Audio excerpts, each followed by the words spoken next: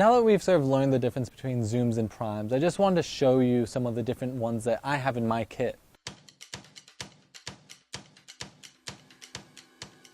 I have this guy right here. It's a Leica lens actually, and one thing, just so you know, don't think that because you have a Nikon you have to use Nikon lenses, or because you have a Canon you have to use Canon lenses.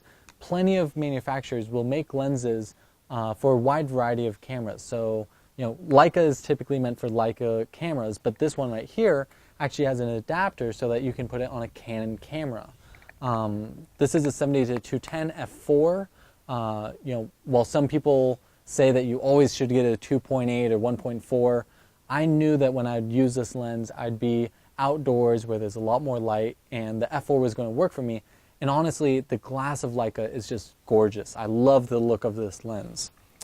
On the flip side, you have this guy, which is a Tokina 11-16, so extreme wide angle.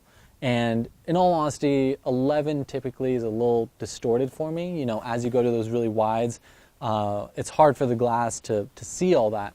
But 13, 14, it's a really great wide angle lens. Again, this is a f2.8. It's nice and fast. You're able to get a shallow depth of field, see in lower light situations. And this one's a Canon mount. My friend has the exact same lens, but Nikon mounted. And it's really nice that Tokina makes lenses for both Canon and Nikon. Personally, I shoot Nikon for a very specific reason, being that this mount has never changed for their full frame cameras. They did just come out with a new camera that uses a different mount, but even for that you can get the adapter to be on this Nikon. I don't know if you can really see this, but the difference in size is pretty remarkable on the back end. The Canons are much larger. They have much larger rear elements. Because of that, you're able to put the Nikon on a Canon camera with a simple adapter. But really the greatest part is that this is a lens from the 80s. This is a lens from the 70s. They all work on my brand new D800.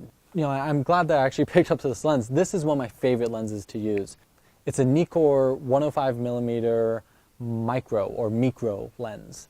And so what is this lens? So it's an f2.8, it's a telephoto lens, it's fixed focal length, no zoom, and it's great for portraits. You can take a full body portrait and have the background completely out of focus. You can take a landscape and still have things out of focus even though it's a really wide shot. You just have to step really far back. But it's also a micro, meaning that it's a macro lens. It's meant for extreme close-up photography. So as you can see, I can get down to that close and see the ridges on my skin. You can see just extreme detail and extreme close-up. And it's a really cool lens because of that. It's almost two lenses in one. And that's one of my favorite lenses. It is fixed focal length, but as you can see, I have my telephoto 105, I have my 28, which is a little more wide angle, and then I have my 50. And that sort of covers a broad range of focal lengths. And while I love my prime lenses, since I do a lot of video stuff, and the image quality of the prime is a little bit better, I do love my 24-70 and the 70-210.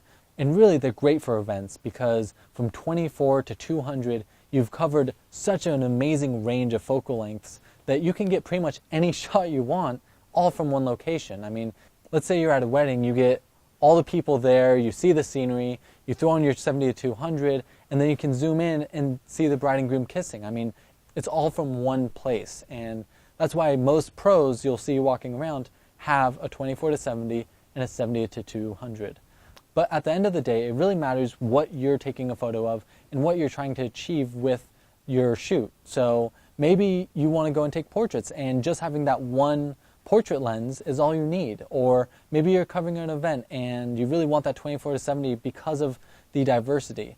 It really matters what you're trying to do when it comes to which lens you use. Also, it's taken me quite a few years to get all these lenses, and so just know that going and renting lenses is a great way to see, oh, I love a 70-200, and even though it's expensive, as I get more work, that's the lens I want to get next. Or maybe you want to get a really wide angle lens, maybe something like a 8mm because you love the look of them. And so that's a little bit of information about focal lengths, zooms, and primes. But know that there's a lot of information and a lot of research and science and technique into how people make lenses, and you should go out and research some more because there's a lot to say about what lens you use.